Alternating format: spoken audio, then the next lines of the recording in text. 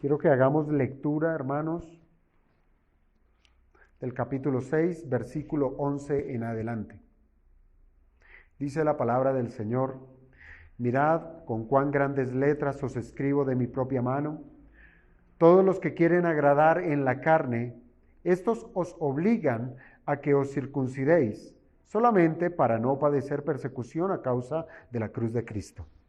Porque ni aun los mismos de los que se circuncidan guardan la ley, pero quieren que vosotros os circuncidéis para gloriarse en vuestra carne. Pero lejos esté de mí gloriarme, sino en la cruz de nuestro Señor Jesucristo, por quien el mundo me es crucificado a mí y yo al mundo. Porque en Cristo Jesús ni la circuncisión vale nada, ni la incircuncisión, sino una nueva creación. Y a todos los que anden conforme a esta regla, paz y misericordia sea a ellos y al Israel de Dios. De aquí en adelante, nadie me cause molestias, porque yo traigo en mi cuerpo las marcas del Señor Jesús. Hermanos, la gracia de nuestro Señor Jesucristo sea con vuestro espíritu. Amén. Amado Señor, te damos gracias, Padre, por este tiempo en que podemos retomar el estudio de tu palabra. Te rogamos, Señor, tal cual como lo presenta la Escritura, pedirte, Señor, que derrames de tu gracia sobre nosotros para que podamos ser enriquecidos, Señor, en elementos suficientes para desbordarlos en adoración y alabanza a tu bendito nombre. Te pedimos, Señor, en esta mañana, que nos des entendimiento, que procures, Señor, en nuestro corazón, que sea sensible, Señor, a la enseñanza de esta predicación y que podamos salir transformados, Señor, rogándote que el carácter de tu Hijo Jesucristo sea manifiesto cada vez más en nuestras vidas. Te lo pedimos, oh Padre, en el nombre de tu Hijo Jesucristo. Amén. ¿Podemos tomar asiento, hermanos? Muy bien.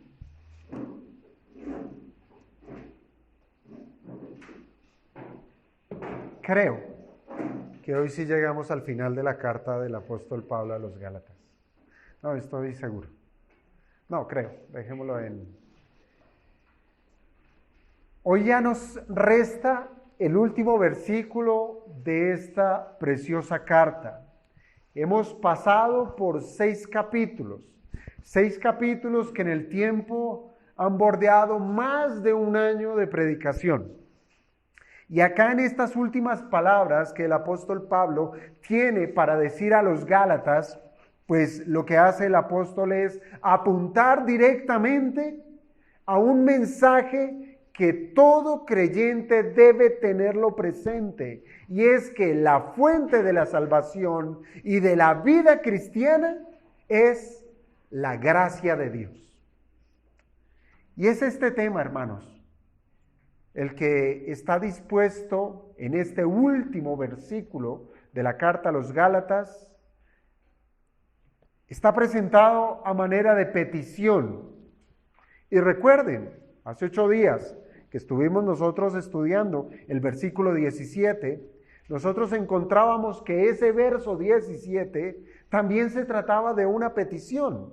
Se trataba de una petición de carácter personal y visible. ¿Y esto es por qué? Bueno, esto es porque el apóstol Pablo quería que las iglesias de Galacia, ellos consolaran el corazón del apóstol. Esto lo hace una petición personal. No me traigan más cargas a mi corazón.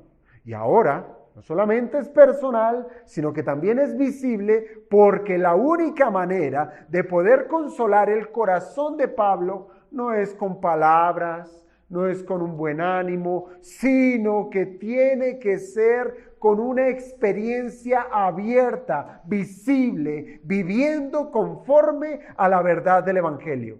Eso sí es una verdadera consolación. Esto es una manifestación clara de la respuesta a lo que el apóstol Pablo está pidiendo. Él no quiere palmaditas en la espalda, él lo que quiere es que los Gálatas anden conforme a lo que se les ha predicado. Ahora, para que los Gálatas puedan llegar a responder a esa primer petición que encontramos en el versículo 17, pues ellos deben estar llenos de la gracia de Dios. Ellos deben depender de la gracia que solamente procede del cielo.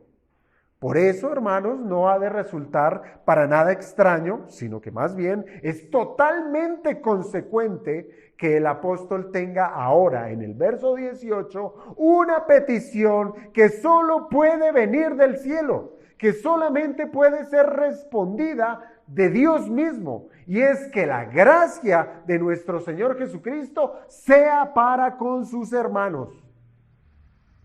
Hermanos, se trata de la bendición final, de una bendición final que llega a afirmar toda la enseñanza que ha dado el apóstol Pablo a lo largo de toda la carta. Es un resumen muy comprimido en un solo versículo de todo lo que enseñó Pablo en la carta a los Gálatas. Hermanos, lo más natural para una persona, piénselo de esta manera, lo más natural para una persona que ha nacido de nuevo es que por la acción vivificante del Espíritu Santo, ¿sí? Del Espíritu Santo, que por la justicia de Cristo, que ha sido imputada a su favor y que ahora sea considerado inocente, y que en su momento, siendo un enemigo de Dios por causa de sus pecados y de sus transgresiones, y en esa condición de pecador, sea Dios, el Padre, quien nos haya llamado para ser parte de su familia. Y repito, es lo más natural que en esa condición sea evidente que la gracia de Dios ha estado presente. Siempre la gracia de Dios nos ha hecho nacer de nuevo, nos ha justificado, nos ha adoptado. Son doctrinas que se trataron directamente en esta carta a los Gálatas. Es decir, Pablo no ha salido de seguir enseñando lo mismo. Él ha seguido insistiendo que somos lo que somos es porque Dios así lo ha querido, no por nuestro obrar. Nada de lo que nosotros hemos recibido ha sido por razón del esfuerzo humano. No, ha sido Dios por medio del Dios que es triuno. Ahora, hermanos, pensemos en la manera en que cayeron los Gálatas, en esa equivocación en la cual ellos resbalaron y que aún nosotros podemos caer, y es en pretender mantener un estatus de ser hijos de Dios por nuestro propio esfuerzo. Así cayeron los Gálatas y así podemos caer nosotros. Somos hijos de Dios, amén, por la gracia del Señor, tal cual. Pero ahora, en el caminar diario del cristiano, pretendemos mantener ese estatus de hijos de Dios por nuestras obras. Así como la obra de Dios comenzó con nosotros por un acto generoso de su abundante gracia, hermanos, de la misma manera, la obra de Dios, por medio de su gracia, es la que nos va a sostener todos los días de nuestra vida hasta que seamos perfeccionados en Cristo Jesús. Es la gracia de Dios, no nuestras obras. Así es que, hermanos, este verso 18, que podrá ser muy corto, pero cada una de las palabras que lo componen es una fuente de innumerable riqueza. Y si usted lo ve bien, ese versículo 18 tiene una estructura que se parece a una carta. ¿Por qué? Porque comienza con una introducción, un saludo. Va dirigida a los hermanos, ¿cierto? Y luego, ¿qué pasa? Que tiene una carta. La carta tiene un cuerpo, tiene una sustancia. Y efectivamente, este versículo no solamente dice a quién va dirigido, a los hermanos, sino que trae el cuerpo de esa pequeña carta que dice: la gracia de nuestro Señor Jesucristo sea con vosotros. Y como toda carta, ha de terminar magistralmente. Y termina con esa palabra que lo cierra todo. Y es amén. Tenemos una pequeña carta dentro de una carta.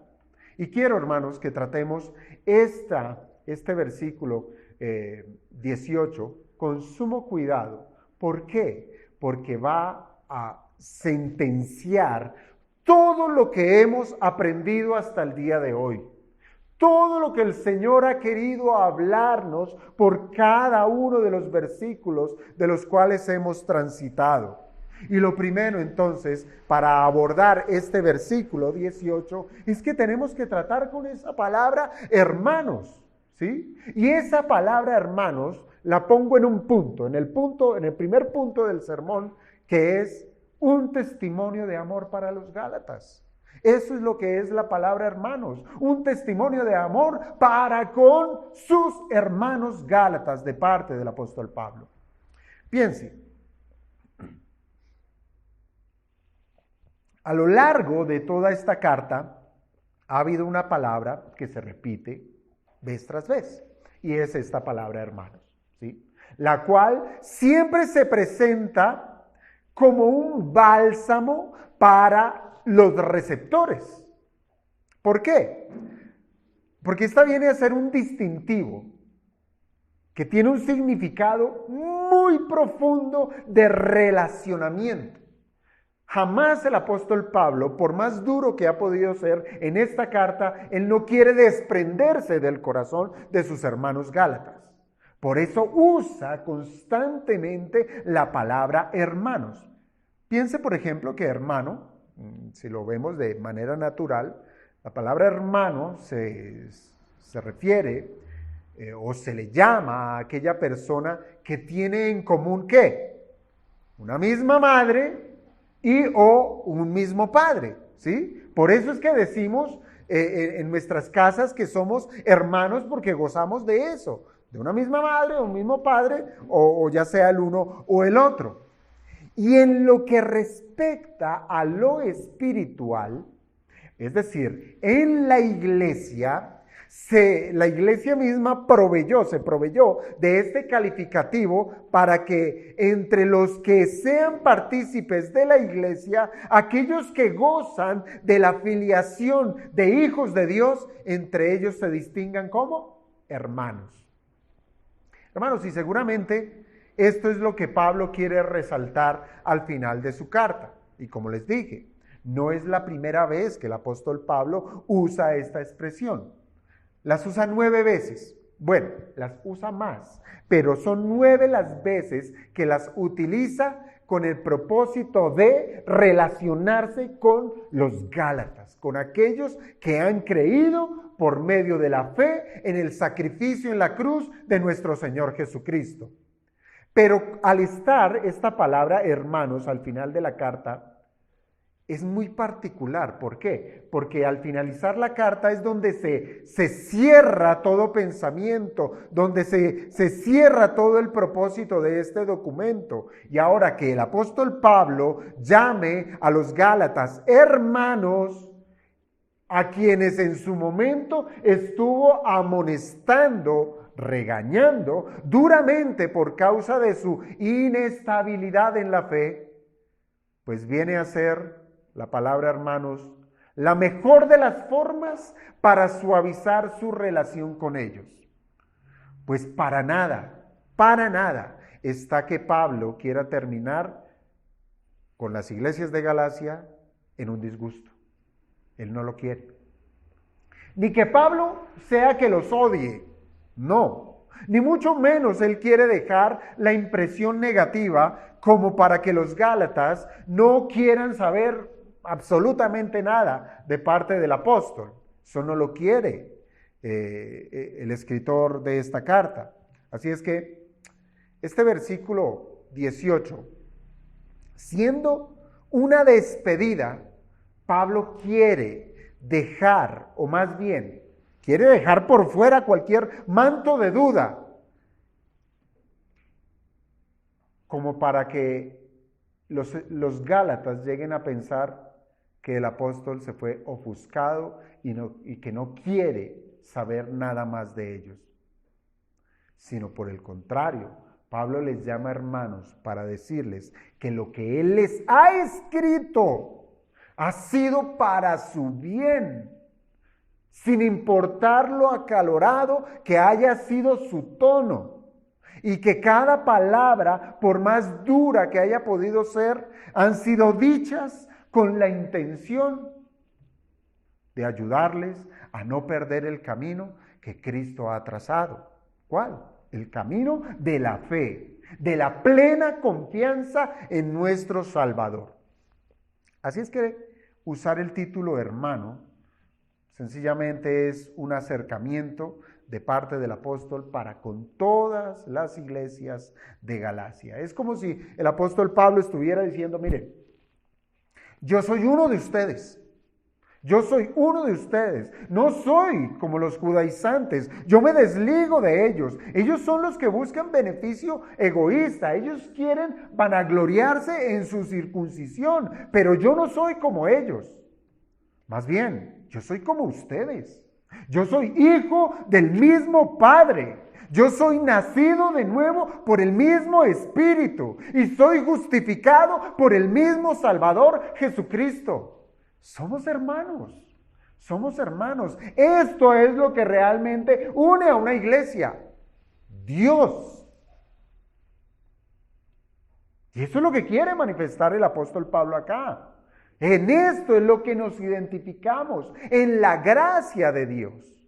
Es evidente, hermanos, que estos Gálatas sí que causaron problemas con su inmadurez. Causaron dolor en el corazón del apóstol. Esto es innegable. Entristeció al apóstol y aún con todo esto, Pablo se acerca a ellos de una manera cariñosa para despedirse.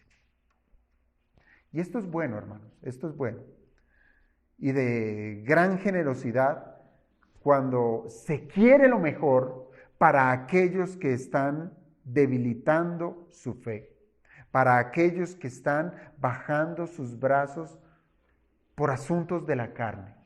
Es bueno acercarnos a estos hermanos que han pecado, que han caído, con diligencia y llamarles al arrepentimiento.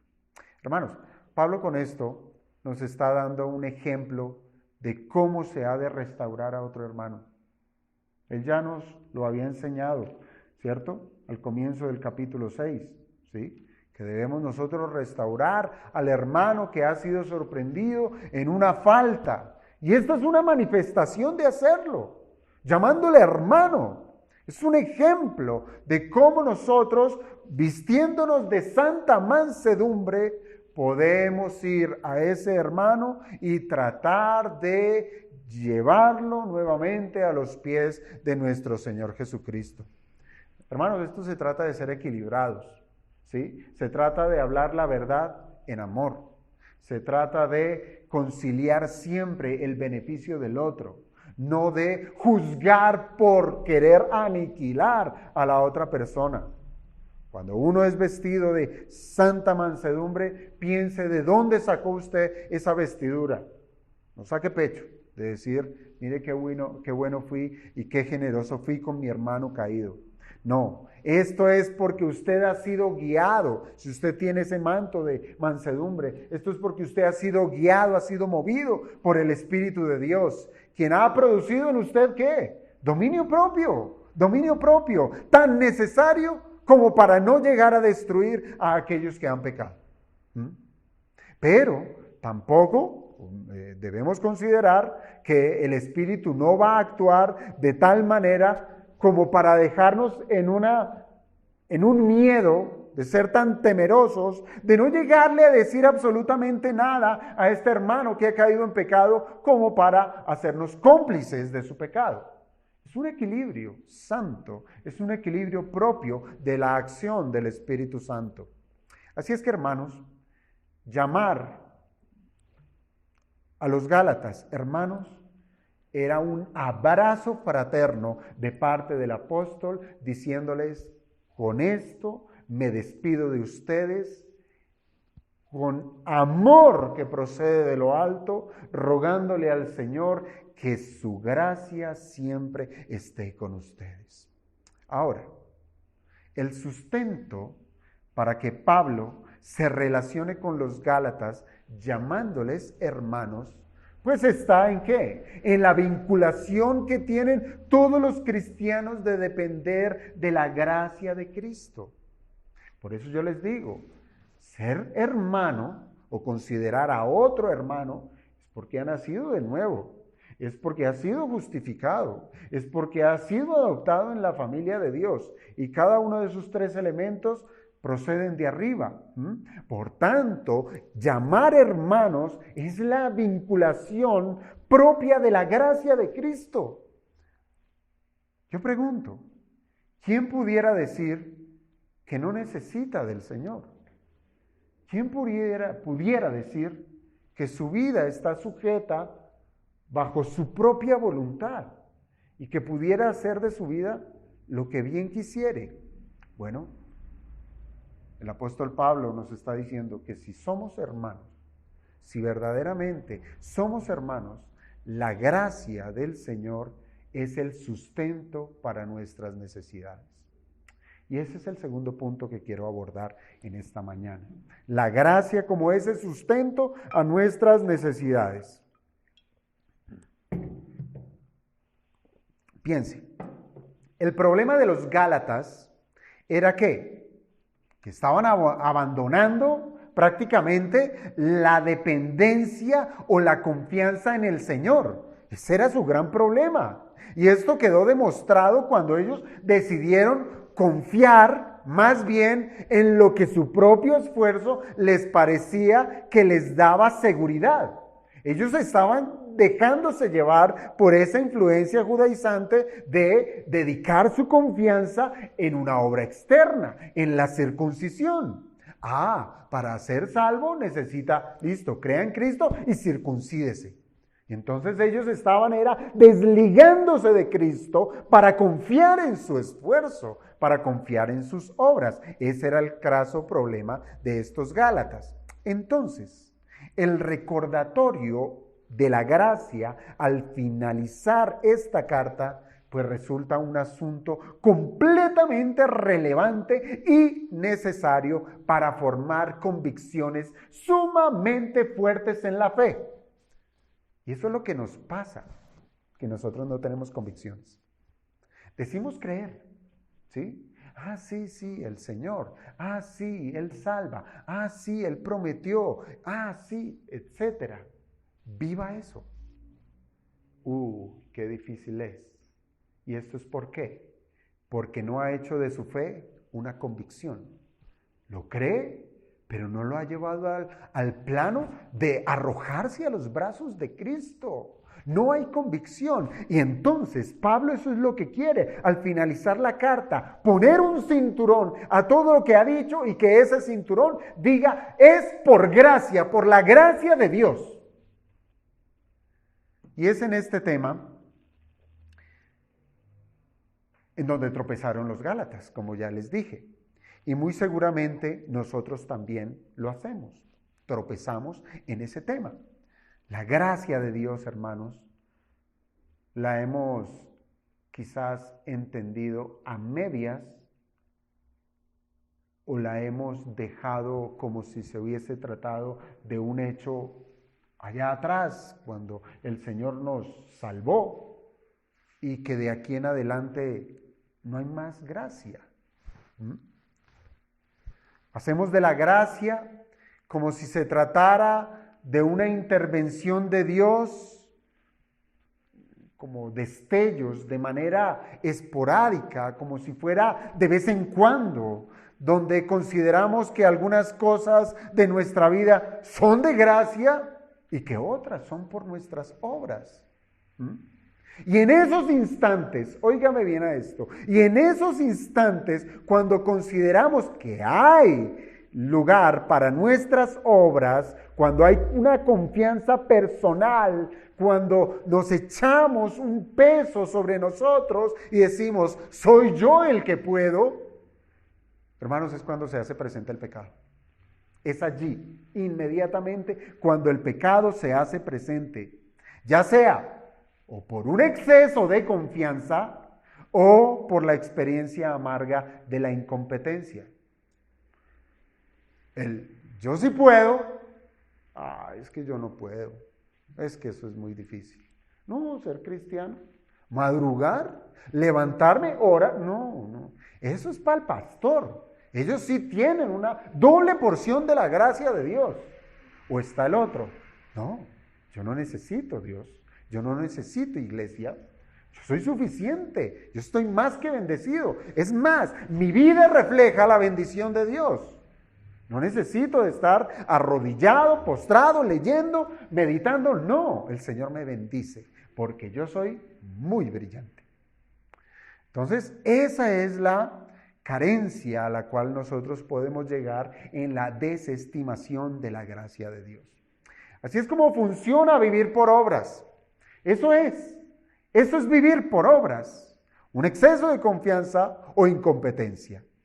En lo que nos parece que funciona, rápidamente somos llenos de vanagloria, como si nuestros actos fueran tan puros como para llegar a canjear delante de Dios ciertas bendiciones de parte de Él. Señor, hice, dame. Señor, leí, dame. Señor, memoricé, dame. Señor, fui bueno, dame. No es así, hermanos. Piensa en el discurso que dio el rey Nabucodonosor. No sé si usted lo recuerda. Rey de los babilonios. Rey. Hasta su nombre era exuberante, ¿verdad? Nabucodonosor, un nombre grande.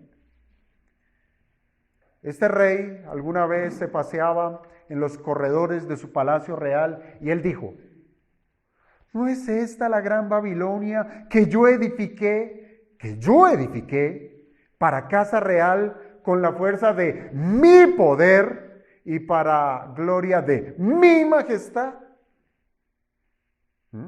Exceso de confianza, ¿verdad? Hermanos, nosotros nos enorgullecemos por menos. Por mucho menos nos jactamos. Pero de igual manera nos enaltecemos al punto de negar a Dios como nuestro sustentador.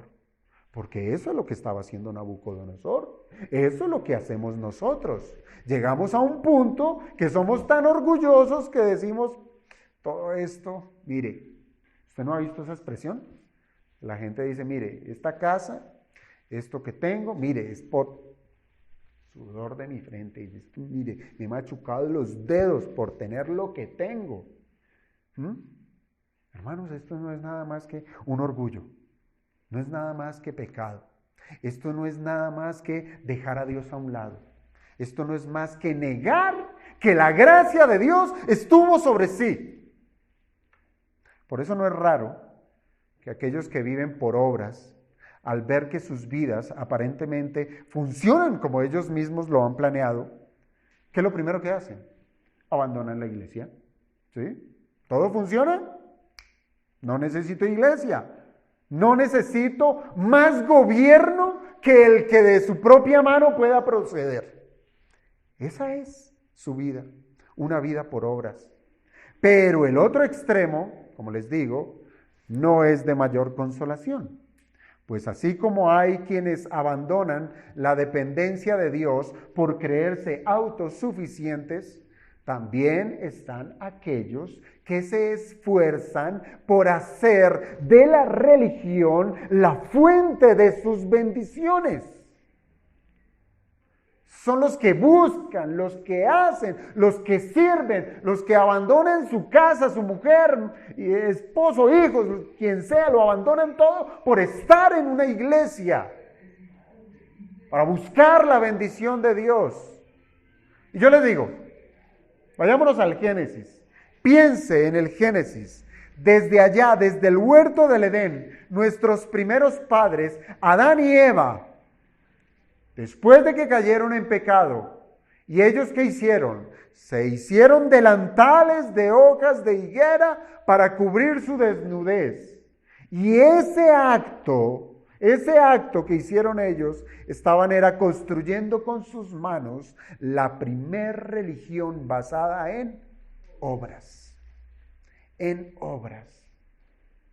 Así es que esa mancha de pecado de la cual nosotros también portamos, está allí. Queremos hacer de nuestra vida una religión basada en las obras. Piense, Adán y Eva, su intención era que por sí mismos ellos podían eliminar el sentimiento de culpabilidad. Eso fue lo primero que ellos vieron, o que manifestó el pecado. Vergüenza, culpabilidad.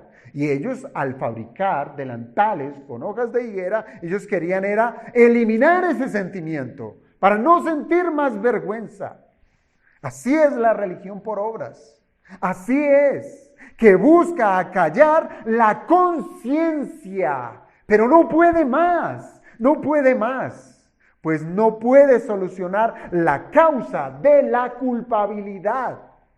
Por eso es que día tras día se le acumula en su corazón, se le acumula en su mente, ¿de qué manera hoy voy a acallar mi conciencia? ¿Cómo voy a acallar esa voz que me dice culpable?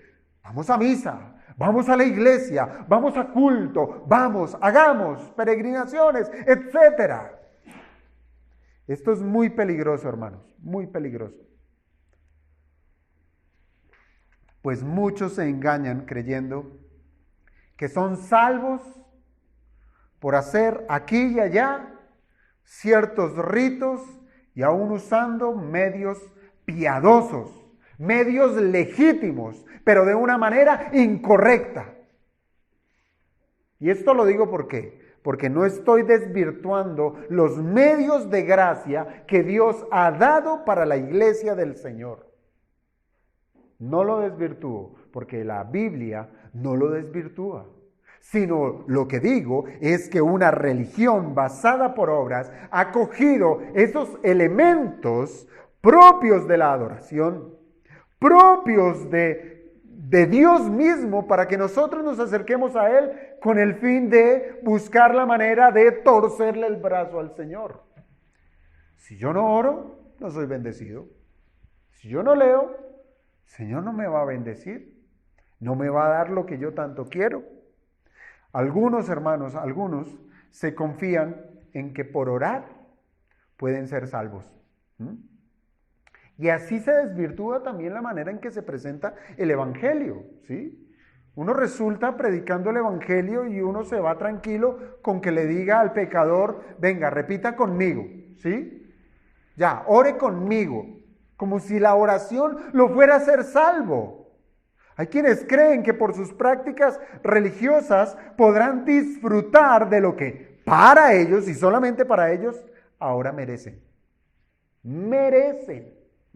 Y esa es la meta de las obras, el yo merezco. Allí está el problema. Y en oposición a este pensamiento carnal y aún satánico del yo merezco, Pablo demuda las tinieblas de un entendimiento enceguecido diciendo, la gracia de nuestro Señor Jesucristo sea con vuestro espíritu.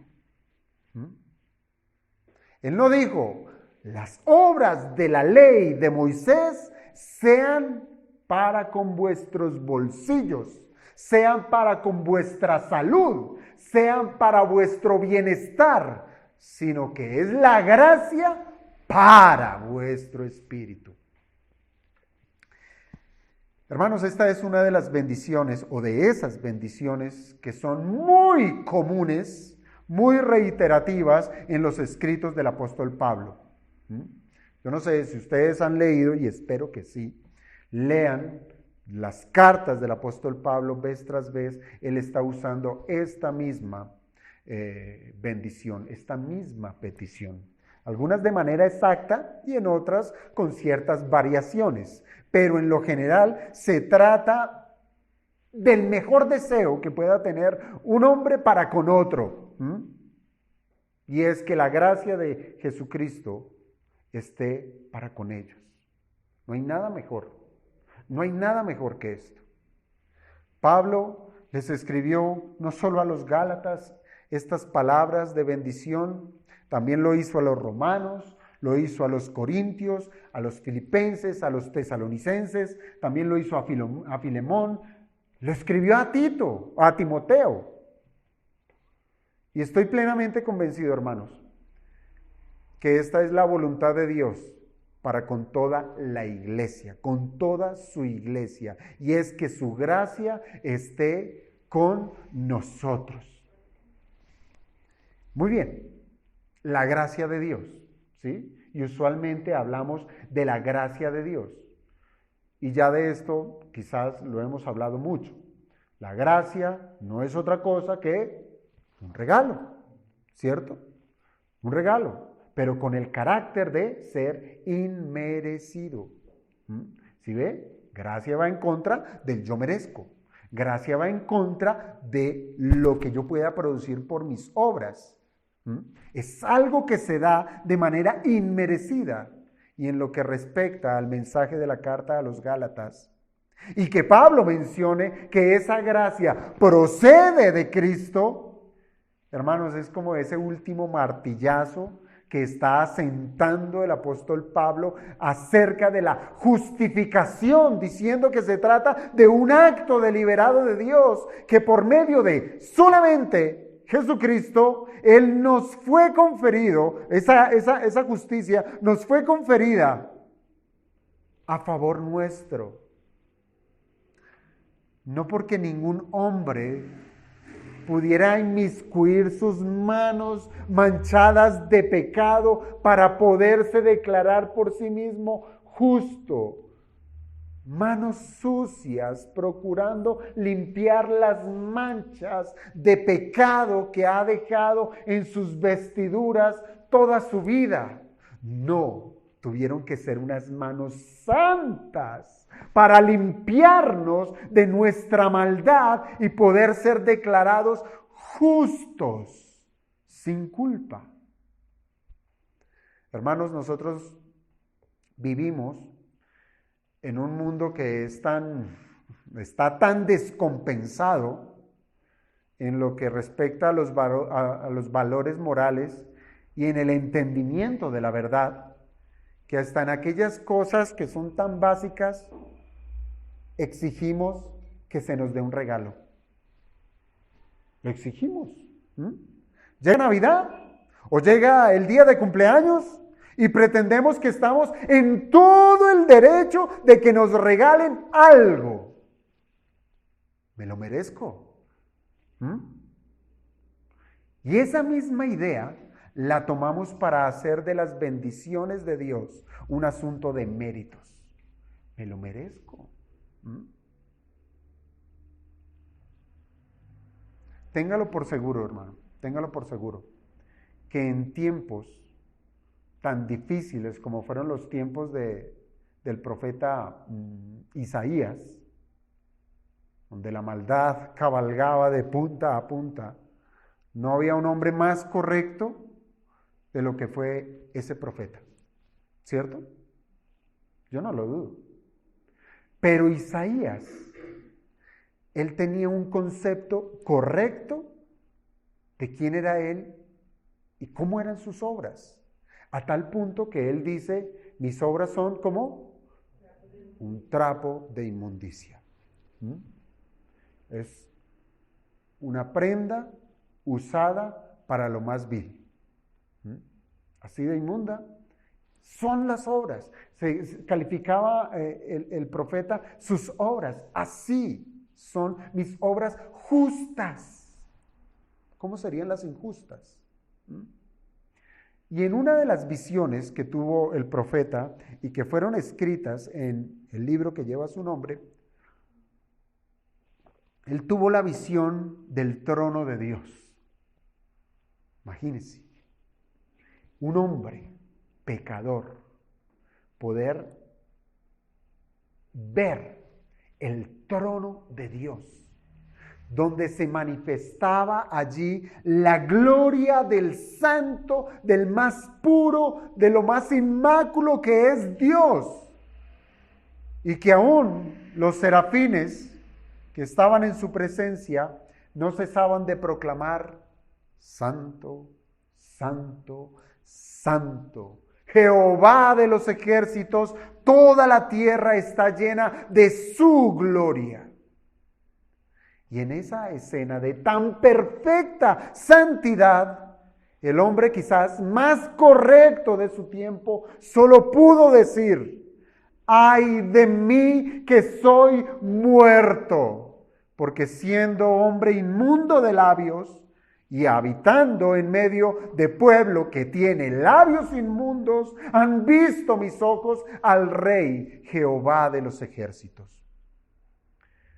No había, hermanos, no había nada en Isaías que él pudiera hacer para poder limpiar sus labios inmundos. Él pudo haber considerado en su rectitud: debo limpiarme antes de acercarme al Señor.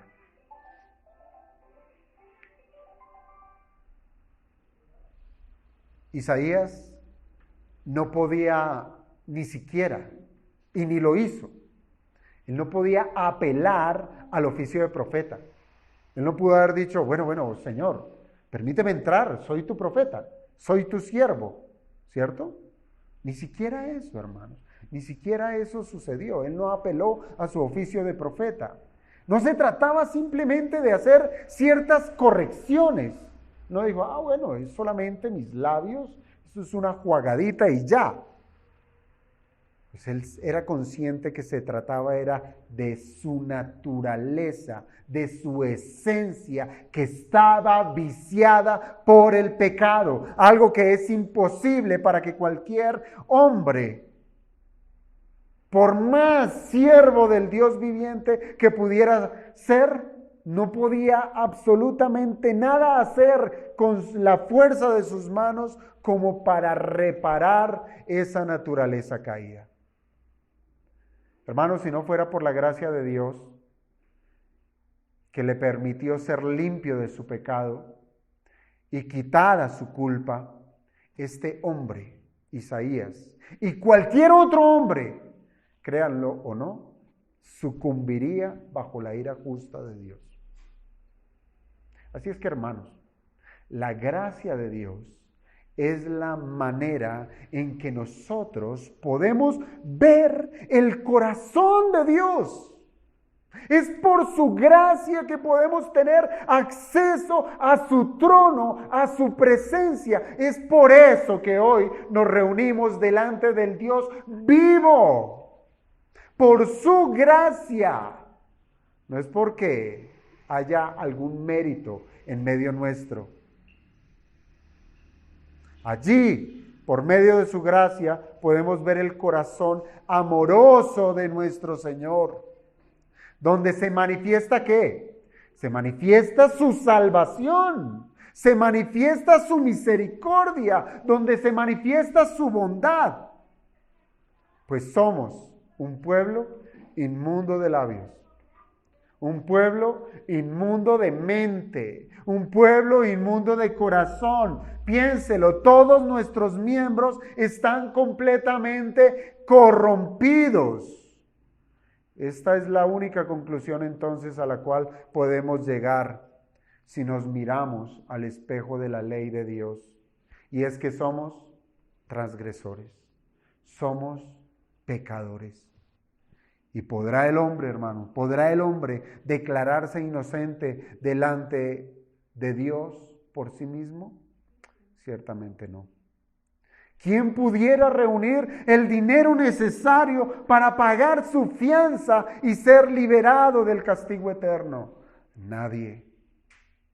Solamente por la obediencia perfecta de un hombre, Jesucristo, cuyas manos son santas y puras, que fueron abiertas como está de lejos el oriente del occidente, y fueron taladradas sus manos y sus pies para ser colgado en una cruz, para que desbordara de él la gracia que abundó para el perdón de nuestros pecados. Así es que Cristo, hermanos, Cristo viene a ser la fuente de toda bendición, la fuente de la gracia de Dios. Una bendición que es un regalo inmerecido, inmerecido. Por eso el apóstol Pablo es puntual al señalar que la gracia de nuestro Señor Jesucristo. Él no dijo de manera general que la gracia de Dios, sino él dijo la gracia de nuestro Señor Jesucristo. ¿Por qué? Porque la gracia, hermanos, la gracia, piénselo, es un regalo, ¿verdad? Un regalo inmerecido. Y es un regalo que viene ¿de dónde? De arriba. Es un regalo que viene de lo alto. Es del cielo su procedencia. Ahora, la manera en que la gracia de Dios viene sobre los hombres pecadores que no merecen absolutamente nada, sino más que la ira de Dios y su castigo, es que ese mismo Dios se hiciera hombre y descendiera a la experiencia de los hombres a esta tierra. Así es que la encarnación de nuestro Señor Jesucristo fue vital, completamente vital, para que la fuente de bendición estuviera con los hombres. Cristo, y solamente Cristo. Cristo es el cumplimiento de la gracia prometida por Dios a Abraham. Tanto hoy se lidia y se lucha y se pelean por Abraham, que no, que Abraham es mi padre, que no, que es el mío, y hasta guerras han habido por ello. Cada quien reclama las promesas de Abraham, quieren tierra, quieren bendición, etcétera, siendo que el cumplimiento de la gracia prometida por Dios a Abraham, esa bendición sobre las naciones, sería únicamente posible por la simiente de Abraham. Y bien lo dijo el apóstol Pablo en esta carta. Dice simiente, no simientes como si fueran muchos, sino simiente, quien es Cristo Jesús. En días donde la mundanalidad ha llegado a permear la iglesia, considerando como bendición todo aquello que se puede palpar, que se puede consumir, porque eso es lo que ellos dicen que es bendición, todo lo que llene mis bolsillos, lo que me traiga sanidad, etcétera. En estos días donde la mundanalidad ha permeado la iglesia, hermanos, la gracia de Dios por medio de Jesucristo ha de resaltar que la salvación es la mayor riqueza que cualquier persona pudiera llegar a ostentar. En su pobreza, dice la Escritura, fuimos enriquecidos. Esto lo dejó bien claro nuestro Señor Jesucristo cuando Él dijo: ¿qué aprovechará al hombre si ganare todo el mundo y perdiere su alma? ¿Qué le aprovechará? Hermanos, la salvación del alma es una bendición prometida a Abraham, que solamente puede ser adquirida por gracia, mediante la obra de nuestro Señor Jesucristo. No hay otra manera. Y Pablo quiere que tengamos en claro que el favor inmerecido de la salvación solamente es posible por la obra de Cristo. Y de manera particular, piénselo por ejemplo en la carta a los Romanos. La carta a los Romanos, en el capítulo 5, él nos presenta 3 referencias de nuestra ineptitud e incapacidad para ser salvos y que solamente en Jesucristo pudo ser posible. Y acompáñeme al capítulo 5 de la carta a los Romanos. 3 expresiones de ineptitud y de incapacidad que todo ser humano goza. Versículo 6 del capítulo 5. Porque Cristo, cuando aún éramos débiles, a su tiempo murió por los impíos. Salte al verso 8. Mas Dios muestra su amor para con nosotros, en que siendo aún pecadores, Cristo murió por nosotros. Ahora el verso 10. Porque si siendo enemigos fuimos reconciliados con Dios por la muerte de su Hijo, mucho más, estando reconciliados, seremos salvos por su vida. Hermanos, Romanos 5, en estos tres versículos, señala que cuando éramos débiles, cuando éramos pecadores y cuando éramos enemigos de Dios, ¿qué pasó? La gracia fue manifiesta cuando Cristo murió por nosotros, que éramos impíos, para que por medio de su muerte fuéramos reconciliados con Dios el Padre. Gracia. Solamente gracia. Tal es la claridad, hermanos, tal es la claridad de esta verdad que el apóstol Pablo, al finalizar la carta a los Corintios, él quiere distinguir una pluralidad de títulos que se le da al Señor Jesucristo con el propósito de apuntar a que la gracia está sentada en su persona. Pluralidad de títulos. Cada título que recibe la segunda persona de la Trinidad en este versículo es una manifestación de la obra de gracia de la cual nosotros somos beneficiados. ¿Cómo se conoce a Jesús aquí en este versículo? Señor Jesús el Cristo. Él es la fuente de toda gracia. Se le llama Señor, ¿por qué? Porque Él es Dios, quien gobierna y quien dispone a quienes de los hombres quiere bendecir con la salvación. Solamente Dios tiene esa potestad. Y esto es porque dentro de su voluntad, no todos los hombres serán salvos. Todos están destinados a la perdición eterna, pero Él en su santa y bendita voluntad ha decidido que algunos sean salvos por su gracia. Tendré misericordia del que yo tenga misericordia, y me compadeceré del que yo me compadezca. Así que no depende del que quiere, ni del que corre, sino de Dios que tiene misericordia.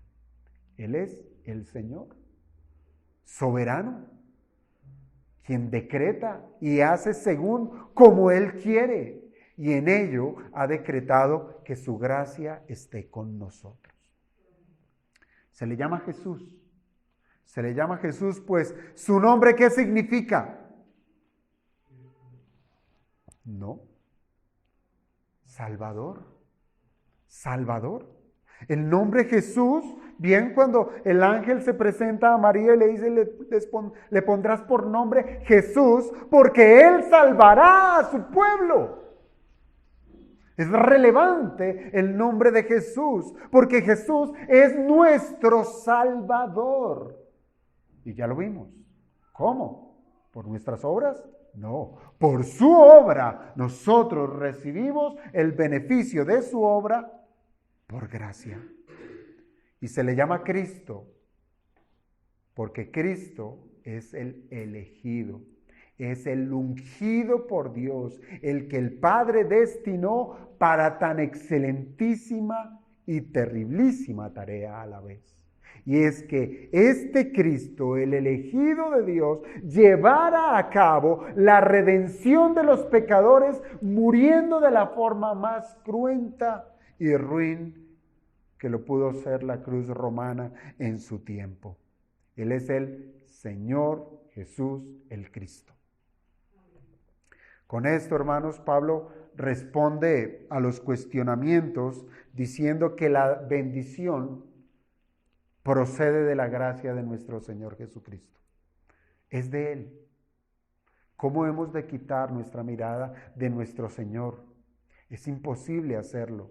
quedaríamos desprovistos absolutamente. Esta es la realidad en la cual nosotros debemos sujetarnos. Es la base y el sustento de nuestra fe. Cristo Jesús, Señor nuestro. Y es que Dios, hermanos, Dios trata con su pueblo, la iglesia de Jesucristo, dándole de su gracia. Solo basta con meditar, hermanos, en la potencia de estos tres nombres para poder llegar a concluir que la bendición de la salvación es por pura gracia. Por pura gracia. Siendo Cristo quien hizo toda la obra que le requirió el Padre para que nosotros confiemos en ella, en su obra. Y para eso, para poder confiar en su obra, mire, el Señor también por su gracia nos concede la fe. ¿Para qué? Para que podamos creer, porque de lo contrario seríamos incapaces y ni siquiera queríamos confiar en Él. Nos da la fe para que recibiéramos gratuitamente lo que Él ganó, justicia. Así es que, hermanos, de esta manera la gracia de Dios nos lleva exclusivamente por medio del Señor Jesucristo. Ahora bien, Pablo quiere que los Gálatas se identifiquen con ese Salvador, con aquel que los salvó, con el Dios de gracia, y para ello Él hace algo muy especial y utiliza el pronombre nuestro. Nuestro. ¿Por qué? Porque solamente cuando Cristo es nuestro, es decir, cuando es aceptado como Señor, como Salvador y como enviado de Dios, Señor Jesucristo, hermanos, solamente allí, cuando le recibimos, los cielos son abiertos para que gocemos de la bendición del Padre. Que Cristo sea nuestro es una expresión de relacionamiento. Es pertenecerle a Él y es estar en Él. Es poder decir lo que ya habíamos aprendido aquí en Gálatas. Es poder decir, con Cristo estoy juntamente crucificado y ya no vivo yo, mas vive Cristo en mí. Y lo que ahora vivo es una experiencia presente y que va hacia adelante. Lo que ahora vivo en la carne, lo vivo es en la fe del Hijo de Dios, el cual me amó y se entregó a sí mismo por mí.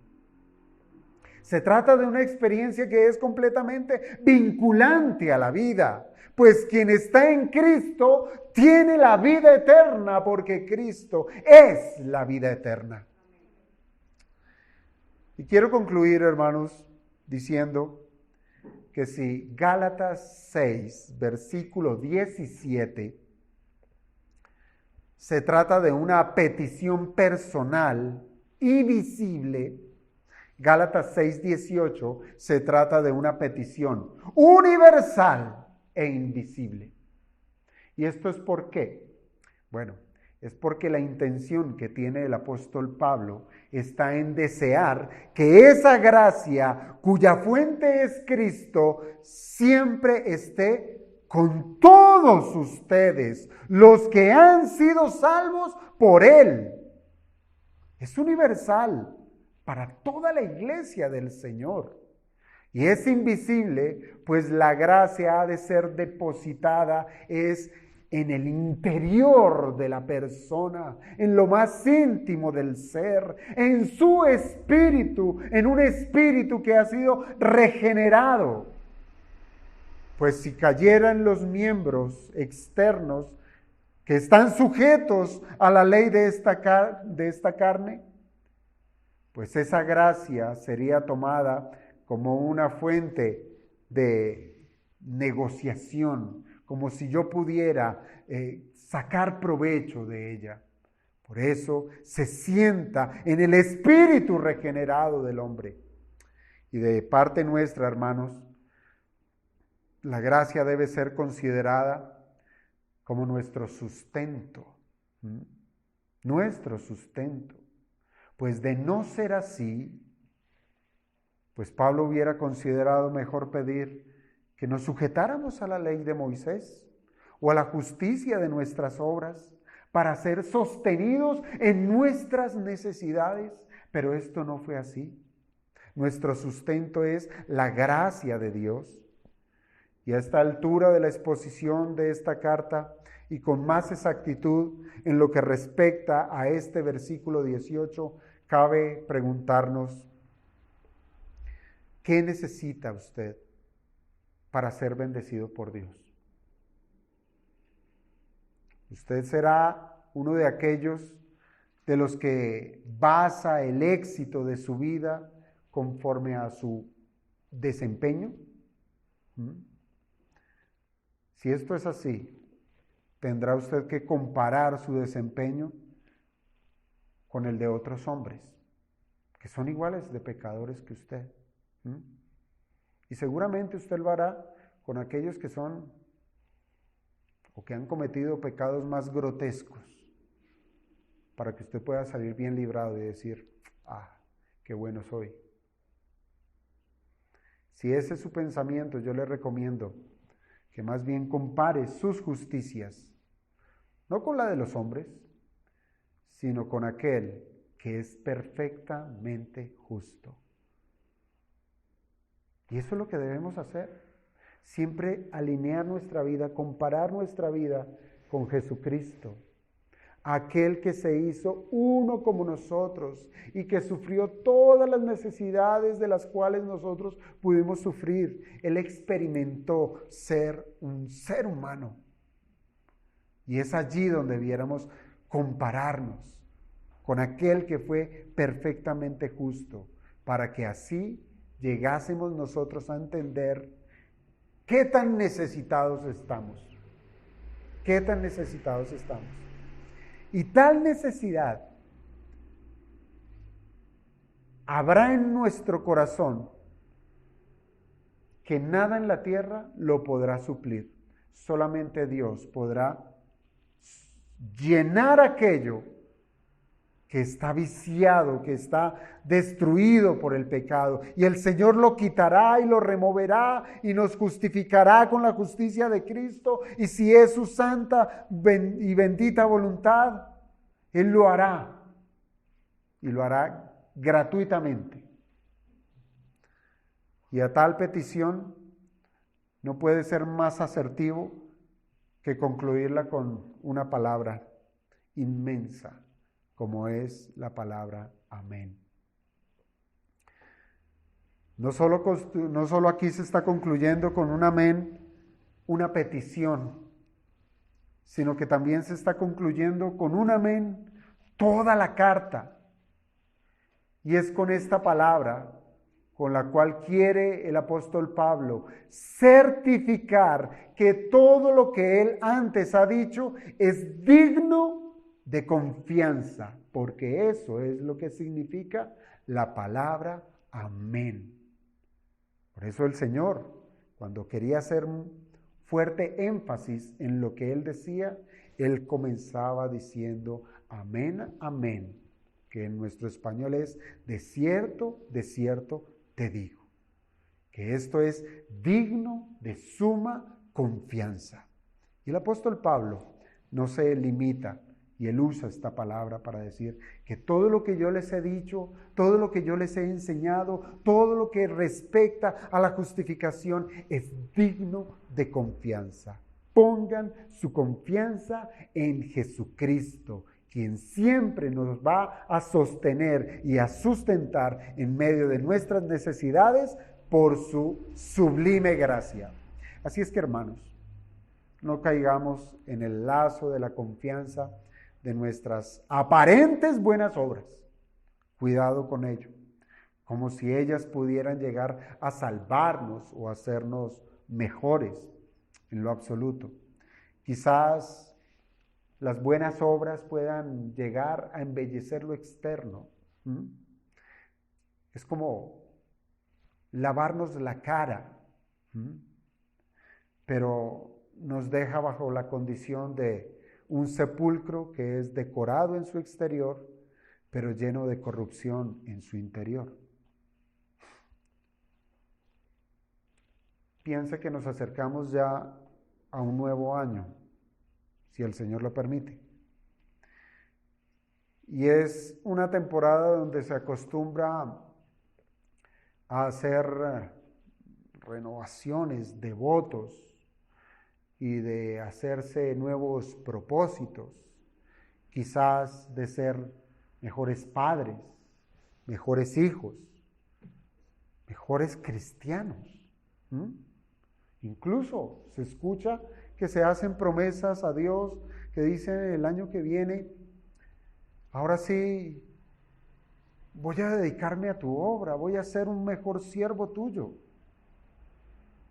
Tenga cuidado en basar sus propósitos en su esfuerzo, pues sencillamente será una causa perdida.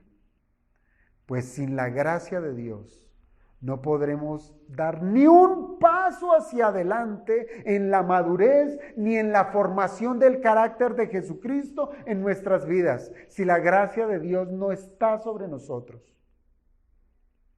Dejemos más bien esta labor al Señor. Que sea Dios quien limpie nuestro interior para que ahora sí, naturalmente, por la acción del Espíritu Santo, tal cual como nos lo enseñó el apóstol Pablo, con el fruto del Espíritu, que sea su actuar, ser guiados por Él, quien produzca en nosotros los frutos de justicia, los frutos de arrepentimiento, frutos de santidad.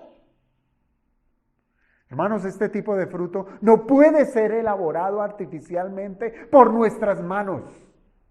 Solamente es el Espíritu quien lo producirá cuando el espíritu del hombre ha sido regenerado y dispuesto para hacer la voluntad de Dios.